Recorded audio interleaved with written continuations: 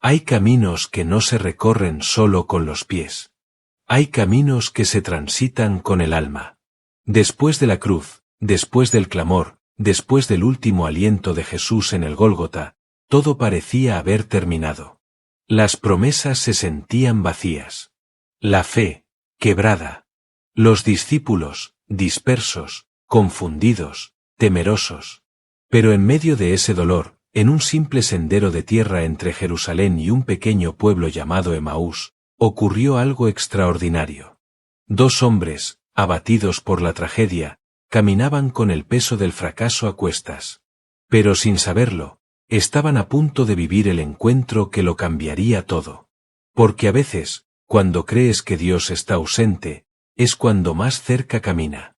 Esta es la historia de una conversación que encendió corazones. De un pan partido que abrió los ojos. Y de un regreso que encendió al mundo con la noticia más poderosa de la historia. Jesús está vivo. Acompáñame a recorrer el camino de Emaús. Donde la tristeza se convierte en gozo. La duda en fe. Y la presencia de Cristo transforma lo ordinario en eterno. No olvides suscribirte y darle like. El sol apenas comenzaba a declinar sobre los tejados de Jerusalén, tiñendo de rojo las piedras antiguas que habían presenciado el dolor de los últimos días. El aire aún estaba cargado de silencio, ese tipo de silencio que pesa más que 1000 voces. Dos figuras caminaban lentamente por el polvoriento sendero que se extendía hacia el oeste, rumbo a un pequeño pueblo llamado Emaús. Uno se llamaba Cleofás. Del otro, la historia no nos dejó su nombre, pero su dolor sí quedó grabado en la eternidad. Sus pasos eran pesados, no por el cansancio físico, sino por la angustia que los oprimía por dentro. Hablaban en voz baja, como si temieran despertar el recuerdo aún fresco de su maestro, Jesús de Nazaret.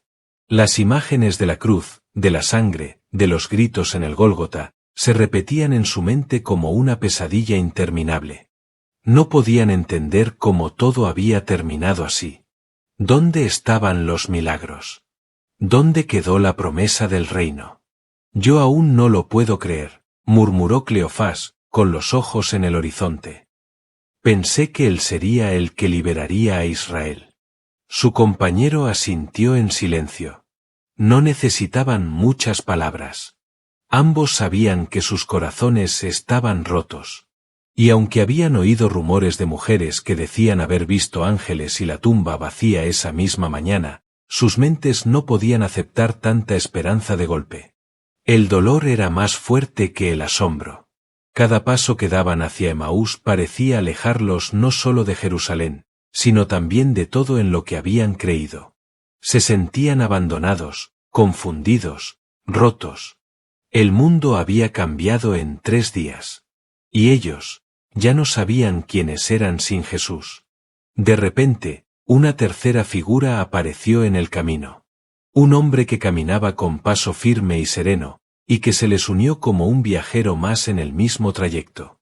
No llevaba ninguna señal especial, ningún resplandor. Parecía un peregrino más, como tantos otros que iban de regreso a casa después de la Pascua. ¿Qué conversación es esa que tienen mientras caminan tan tristes? Preguntó con voz suave. Ambos se detuvieron. Se miraron entre sí, sorprendidos. ¿Era posible que no supiera lo que había ocurrido? ¿Eres tú el único forastero en Jerusalén que no ha sabido las cosas que han pasado en estos días? Respondió Cleofás con una mezcla de incredulidad y pena. El forastero sonrió ligeramente, sin mostrar juicio alguno. ¿Qué cosas? Y entonces, como una represa que se rompe, comenzaron a hablar. Le contaron de Jesús, el Nazareno, profeta poderoso en obras y palabras, ante Dios y ante todo el pueblo. Le hablaron de cómo los principales sacerdotes lo entregaron para ser condenado a muerte, y cómo lo crucificaron. Hablaron de la esperanza que tenían, de la desilusión, de la tumba vacía, de las mujeres que decían haber visto ángeles, de los discípulos que fueron al sepulcro y no lo hallaron. Pero mientras más hablaban, más sentían el peso de la confusión. Y ahora, no sabemos qué pensar. Todo parece un sueño que se desvanece, dijo el otro discípulo con voz quebrada. El forastero caminaba en silencio, pero en sus ojos había una chispa, un conocimiento profundo, como si supiera algo que ellos no. El sol seguía descendiendo, tiñendo el camino de oro. Y los corazones de aquellos dos hombres, aún adoloridos, estaban a punto de arder con una verdad que les cambiaría la vida para siempre. El camino seguía extendiéndose entre colinas y olivares, con el cielo de la tarde pintado de tonos cálidos. Los dos discípulos caminaban al lado del forastero, que escuchaba con atención, como si cada palabra de su tristeza fuera una semilla que él ya sabía cómo hacer florecer. Después de oírlos, el hombre que parecía no saber nada, comenzó a hablar con una sabiduría que lo sorprendió. «Oh insensatos y tardos de corazón para creer todo lo que los profetas han dicho», exclamó con voz firme pero compasiva. ¿No era necesario que el Cristo padeciera estas cosas y que entrara en su gloria? Los dos discípulos se detuvieron un momento, como si sus pies hubieran escuchado más que sus oídos. El forastero no les hablaba con reproche, sino con la ternura de quien quiere encender una llama apagada. Y sin esperar respuesta, comenzó a narrarles la historia más antigua del mundo, desde una perspectiva que jamás habían considerado. Desde Moisés hasta los profetas, les mostró cómo el Mesías debía sufrir. Les habló del siervo doliente de Isaías, de los sacrificios del templo que apuntaban al Cordero verdadero, del rey David que profetizó sobre uno que no vería corrupción en la tumba. Cada palabra era como un hilo de luz que unía el Antiguo Testamento con el presente desolador que vivían. Y mientras caminaban, algo en su interior comenzaba a agitarse. No era solo la lógica de las Escrituras, era el fuego. Un fuego suave, pero profundo. Como si cada palabra que salía de la boca de aquel hombre tocara cuerdas que habían estado dormidas por demasiado tiempo.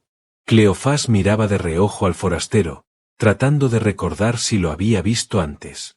No tenía un rostro particularmente llamativo, pero había algo en él, una paz que irradiaba, una autoridad que no necesitaba gritar. El otro discípulo, sin palabras, iba sumido en un silencio reverente. Sus pasos seguían, pero su mente ya no estaba atrapada en el dolor del pasado. Ahora, cada paso parecía acercarlo no solo a Emaús, sino a algo mucho más grande, una comprensión que comenzaba a sanar su alma herida.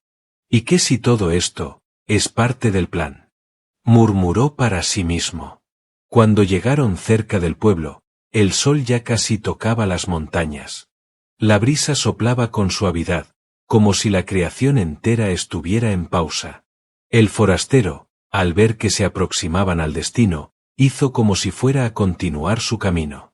Pero los discípulos, sin pensarlo, lo detuvieron. «Quédate con nosotros. Ya es tarde, el día ya ha declinado», le dijeron con insistencia. No sabían por qué lo decían. Solo sentían que no podían dejarlo ir. Había algo en él que los atraía, algo que no podían explicar. No querían que esa conversación terminara, ni que esa presencia tan extraña y familiar desapareciera en la oscuridad de la noche. Y así, los tres entraron en la casa.